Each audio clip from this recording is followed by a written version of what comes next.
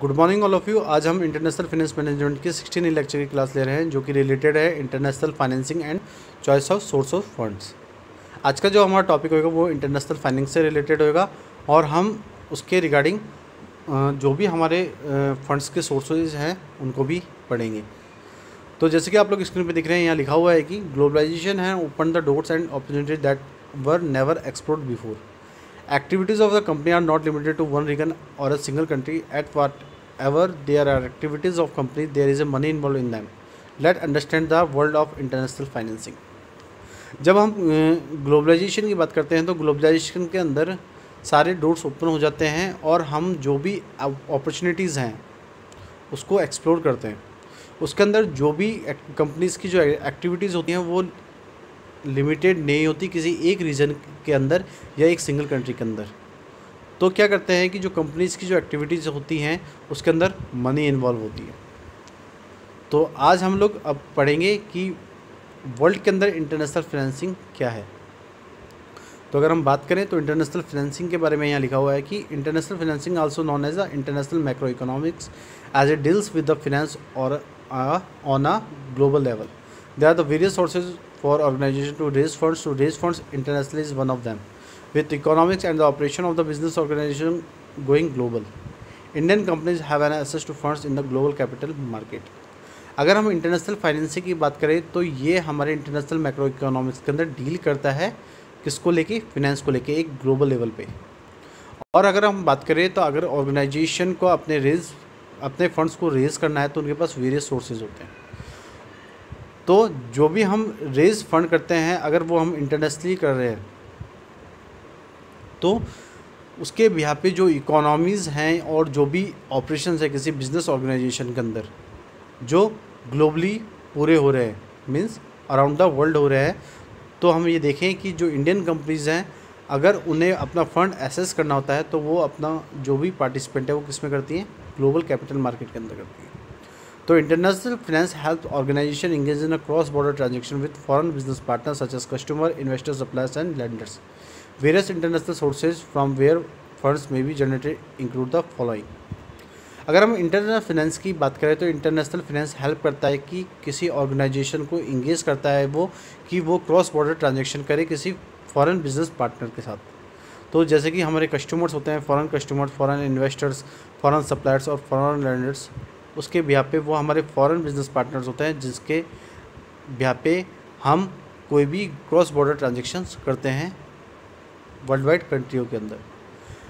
तो अगर हम बात करें तो जो इंटरनेशनल सोर्स है जिसमें फंड्स जो जनरेट होते हैं वो कुछ इस तरीके से हैं। तो पहला है हमारा commercial bank. Global commercial bank all over the provide loans in the foreign currency to companies. They are critical in financing non trade international operation. The different types of loans and services provided by banks vary from country to country. One example to this is Standard Chartered emerged as a major source of foreign currency loans to the Indian industry. It is the most used source of the international financing. अगर हम commercial banks की बात करें तो अगर हम देखें तो पूरे वर्ल्ड के अंदर जो कॉमर्शियल बैंक्स हैं वो हमें लोन्स प्रोवाइड करते हैं जब हम कोई फॉरेन करेंसी अपनी कंपनीज़ में डालते हैं। तो हम ये देखते हैं कि जो फाइनेंसिंग है ये हमारे नॉन ट्रेड इंटरनेशनल ऑपरेशन को क्रिटिकल करेगी। तो इसके बिहार पे जो डिफरेंट टाइप्स ऑफ लोन्स और सर्विसेज हैं जो एक बैंक हमें प्रोवाइड कराता है एक कंट्री से दूसरे कंट्री के अंदर, तो हम एग्जांपल से इसको समझते हैं कि जैसे जो स्टैंडर्ड चार्टेड है वो इमर्ज्ड है फॉरेन करेंसीज के सोर्सेज के अंदर, फॉरेन करेंसी लोन्स के सोर्सेज के अंदर इंडियन इंडस्ट्री के अंदर। तो हम ये देखते हैं कि ये मोस्ट यूज़ किया जाता है इंटरनेशनल फाइनेंस के अंदर एक सोर्स के रूप में। तो जो स्टैंडर्ड चार्टेड है वो एक कॉमर्शियल बैंक है जो कि वर्ल्ड वाइड लोगों को क्या प्रोवाइड कराती है, foreign currency loans.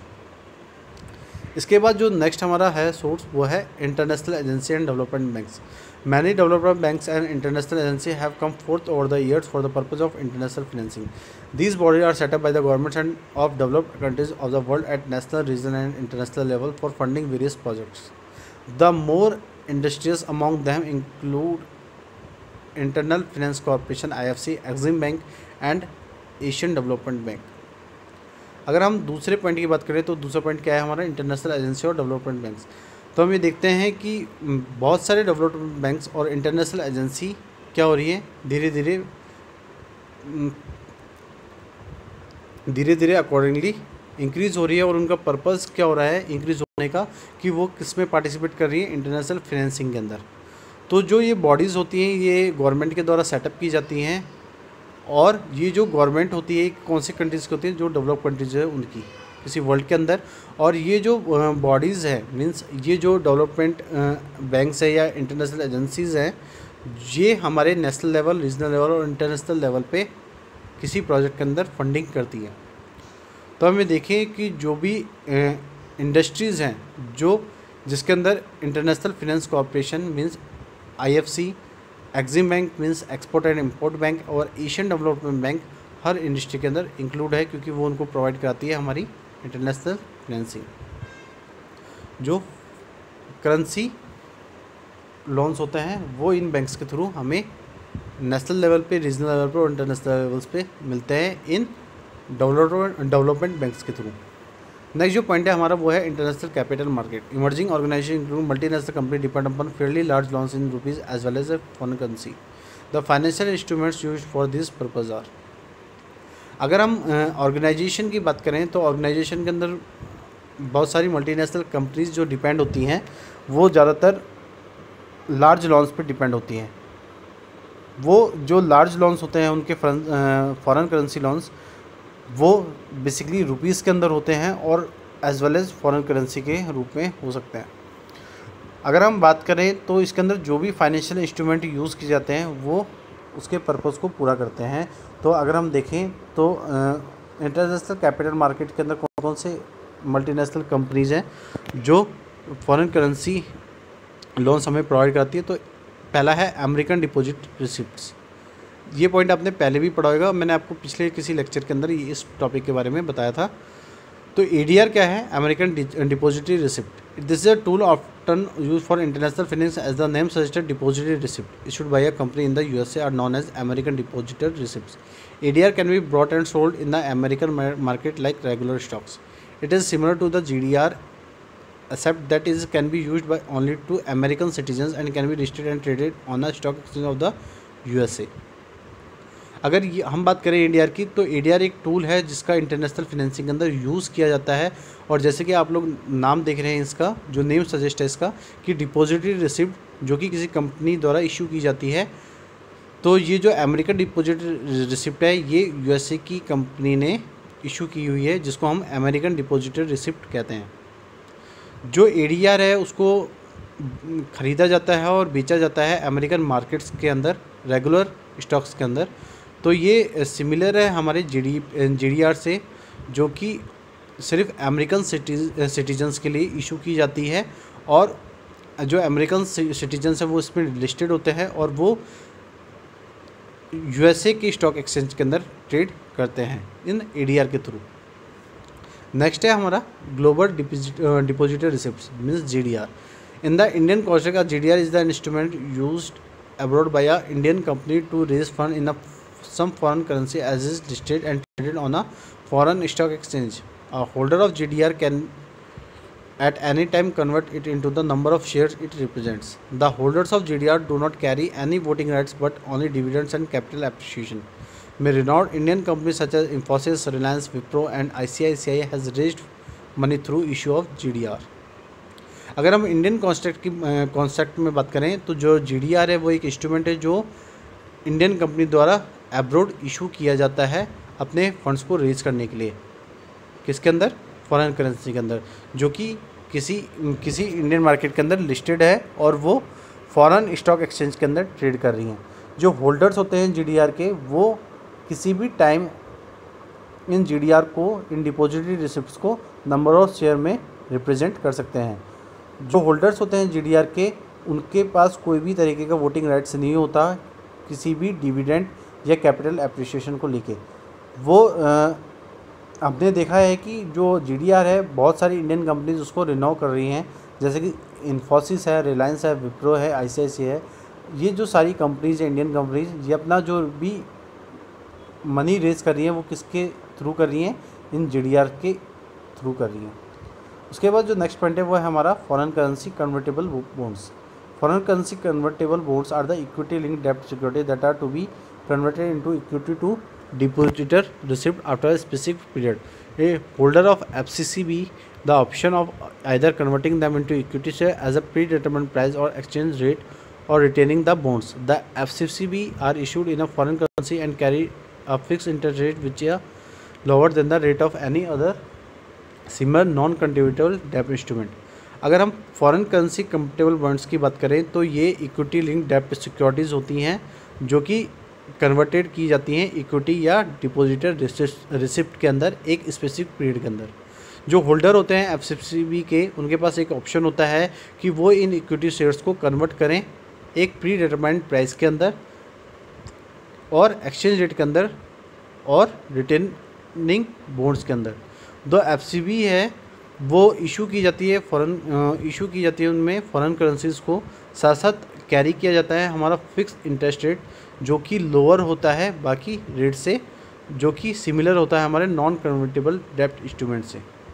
FCCB resemble convertible debenture issued in India. This is true that business need funds, but the funds required in the business are of different types: long-term, short-term, fixed, and fluctuating.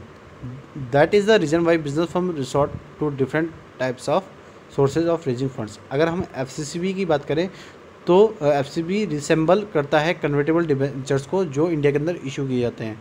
और ये true है कि अगर हमें business की needs है जो fund के रिगार्डिंग, अगर हमें फ़ंड रिक्वायरमेंट है अगर किसी बिज़नेस में, तो डिफरेंट टाइप से हम कर सकते हैं, लॉन्ग टर्म से, शॉर्ट टर्म से, फिक्स्ड और फ्लक्चुएशन से. अगर बिज़नेस फर्म्स के अंदर ये रीज़न है कि वो अपने डिफरेंट सोर्सेज हैं उससे अपना फंड्स रेज करें, तो ये एक बिज़नेस फर्म्स के लिए बहुत डिफ़िकल्टी है. इसके बाद जो हमारा नेक्स्ट टॉपिक है वह है choices of the source of funds. Short-term borrowings offer the benefit of reduced cost due to the reduction of idle capital, but long-term borrowings are considered as a necessity on many grounds. Equally, equity capital has a role to play in the scheme for raising funds in the corporate sector. It is recommended to use combination of sources as no source of fund is devoid of limitation. Instead of relying only on a single source, the factors that affect the choice of source of finance are discussed below. अगर हम short term borrowings की बात करें तो ये हमें benefit offer provide कराता है जिसके अंदर जो भी कॉस्ट है वो रिड्यूस हो जाती है किसी भी आइडल कैपिटल के रिडक्शन से, जो कि सिर्फ लॉन्ग टर्म बोरिंग के अंदर कंसिडर होता है. और अगर हम बात करें तो जो इक्विटी कैपिटल है उसका भी जो रोल है वो ये है कि वो फंड्स को रेज़ करें किसी कॉर्पोरेट सेक्टर के अंदर. तो हम रिकमेंड करते हैं उन सोर्स की कॉम्बिनेशन को जो कि डिवाइड करता है हमारी लिमिटेशन को, और साथ साथ हमें एक किसी सिंगल सोर्स के अंदर रिलायन होना पड़ता है. तो कुछ फैक्टर्स मैं आपको बता रहा हूँ जिसके अंदर हम किसी सोर्स ऑफ फाइनेंस के अंदर चॉइस कर सकते हैं, जो कि अब मैं एक एक करके उन पॉइंटों को कवर करूँगा. कि पहला है cost. There are two types of the cost obtaining of funds and cost of utilising the funds. Both this cost should be consider by deciding about the source of funds that will be use by an organisation. अगर हम बात करें तो हमारे पास दो तरीके की cost होती है. एक कॉस्ट कौन सी होती है जिससे हम फंड्स ऑब्टेन करते हैं, और दूसरी कॉस्ट कौन सी होती है जिसमें हम फंड्स को यूटिलाइज करते हैं. तो अगर हम दोनों कॉस्ट की बात करें तो ये दोनों कॉस्ट हैं, ये कंसिडर होती हैं हमें डिसीजन लेने के रिगार्डिंग कि हम किस तरीके के सोर्स ऑफ फंड्स लें अपने ऑर्गेनाइजेशन के अंदर. नेक्स्ट है हमारा financial strength.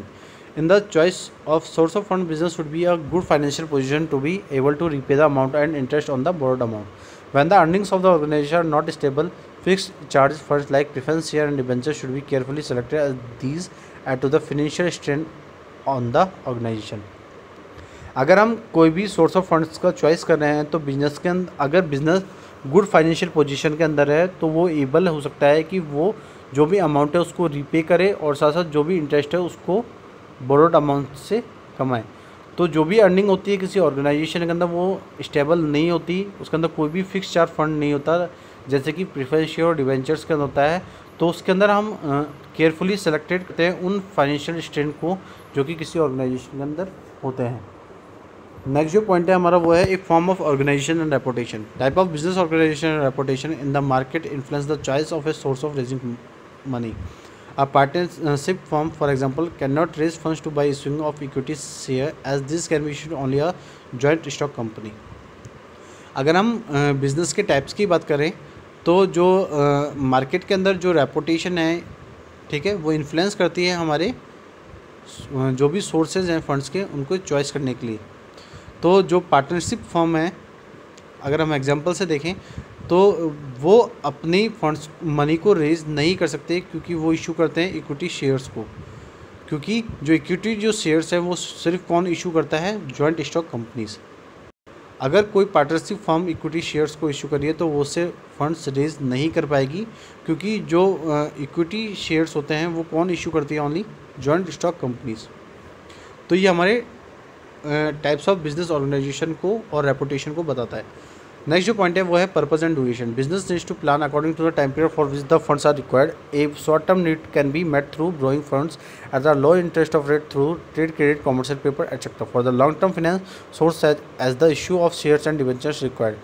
Also the purpose for which funds have required the need to be considered so that the source is matched with the user. अगर हम बिज़नेस की नीड्स देखें तो हम जब प्लानिंग करते हैं तो उसके बिहाफ पे हम एक टाइम पीरियड मेंशन करते हैं कि हमें फ़ंड्स की रिक्वायरमेंट कब होगी।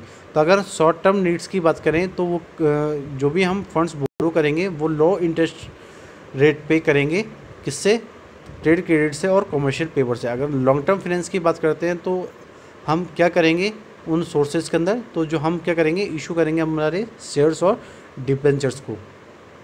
तो जो पर्पज़ होता है फंड्स के रिगार्डिंग, तो उसके अंदर जो भी हमारी नीड है जिसको हमें रिक्वायर करना है, तो उसके अकॉर्डिंग हम लोग अपने सोर्स को मैच करते हैं एज ए यूज़र के रूप में।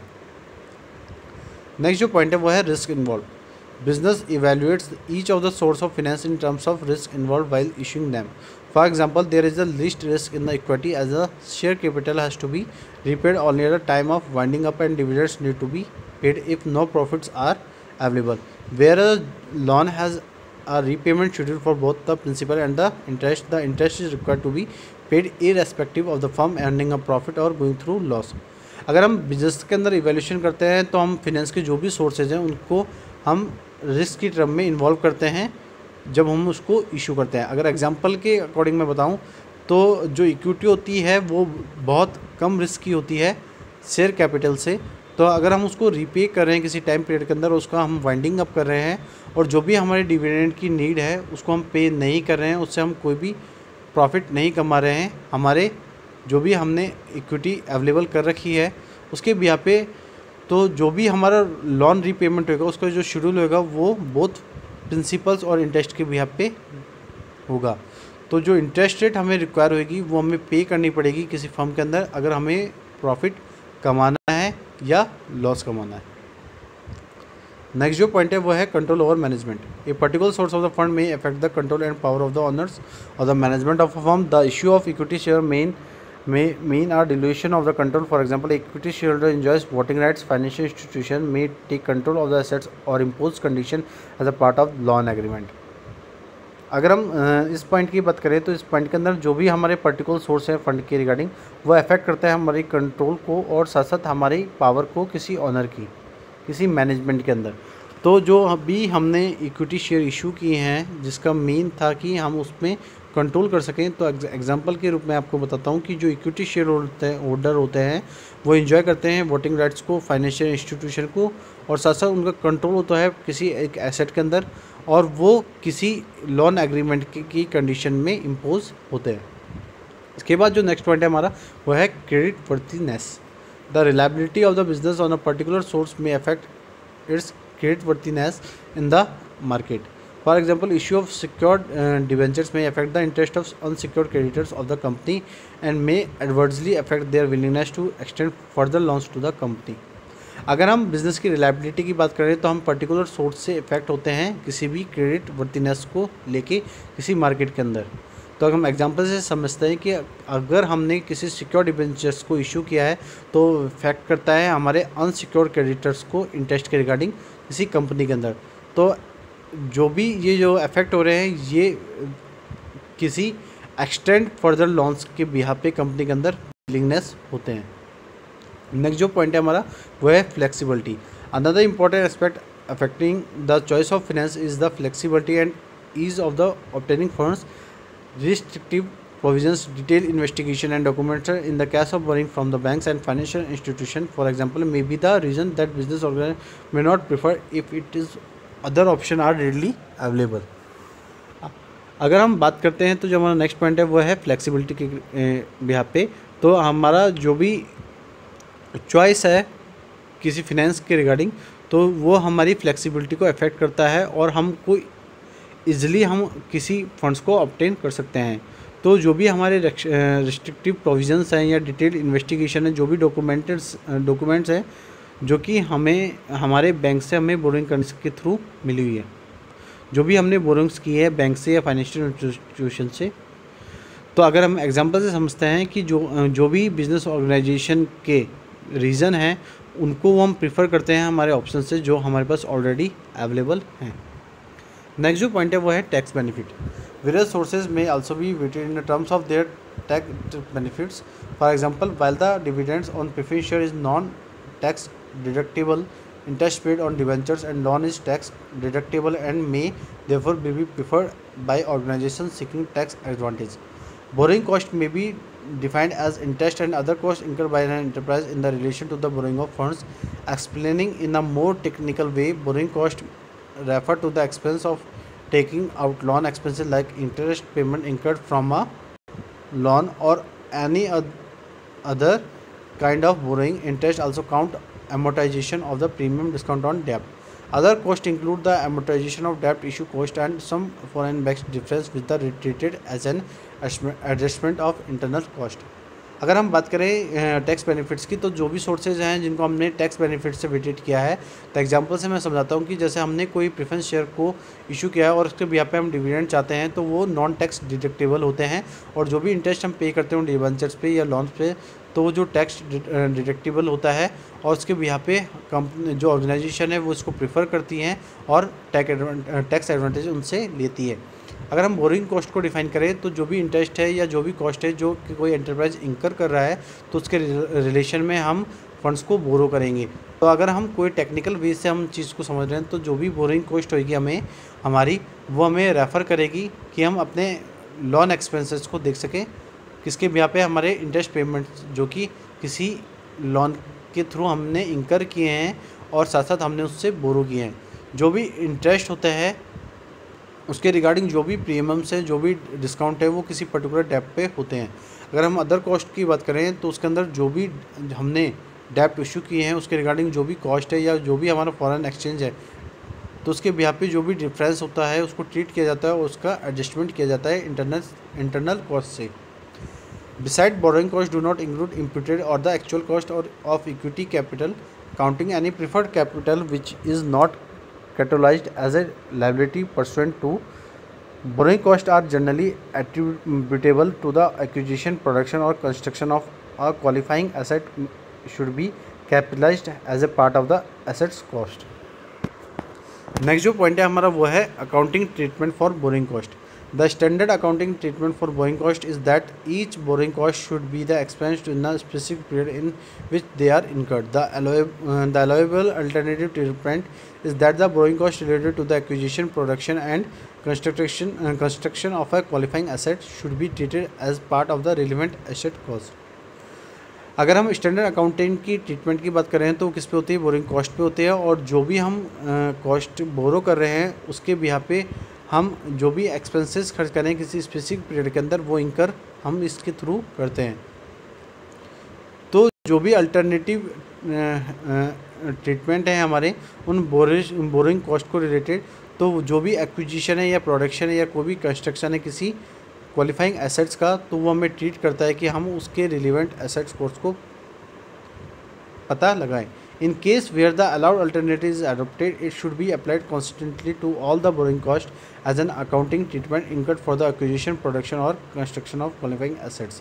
अगर हम किसी केस के अंदर हम अपने अल्टरनेटिव्स को अलाउ कर रहे हैं और हम उसको अडॉप्ट कर रहे हैं, तो हम अप्लाइड करते हैं उन सारी बोरिंग कॉस्ट को जो कि किसी अकाउंटिंग ट्रीटमेंट के अंदर इंकर की जाती है, किसी एक्विजिशन के अंदर, प्रोडक्शन के अंदर और किसी क्वालिफाइंग एसेट्स के कंस्ट्रक्शन के अंदर।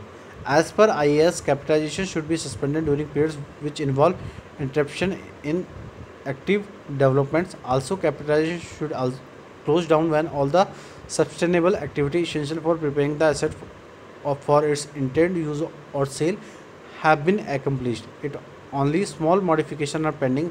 This signifies that substantially all activities have been accomplished. अगर हम ISC की बात करें तो ISC क्या है, इंडियन अकाउंट स्टैंडर्ड। तो जो कैपिटलाइजेशन है जो कि सस्पेंडेड हो रहा है ड्यूरिंग पीरियड के अंदर, तो उसके अंदर इन्वॉल्व होते हैं सारी एक्टिव डेवलपमेंट्स। तो उसके व्यापी जो भी कैपिटलाइजेशन है वो हम क्लोज डाउन कर देते हैं अपनी एक्टिविटीज़ के अकॉर्डिंग, जो कि इसेंशियल होती है जब हम किसी एसेट्स को प्रिपेयर करते हैं और बाद में उसको यूज़ करके हम उसको आगे सेल करते हैं, जिससे जो भी स्मॉल मॉडिफिकेशन है जो भी हमारे पेंडिंग रह जाते हैं उनको सिग्निफाइज करते हैं हमारी एक्टिविटीज़ से, जो कि हमें एकम्प्लिश होनी है। तो आज के लेक्चर के अंदर हम लोग इतना ही पढ़ेंगे, बाकी के लेक्चर के अंदर हम जो इसके आगे का पार्ट है उसको कंटिन्यू करेंगे। तो आज के लिए इतना ही। Thank you so much and have a nice day.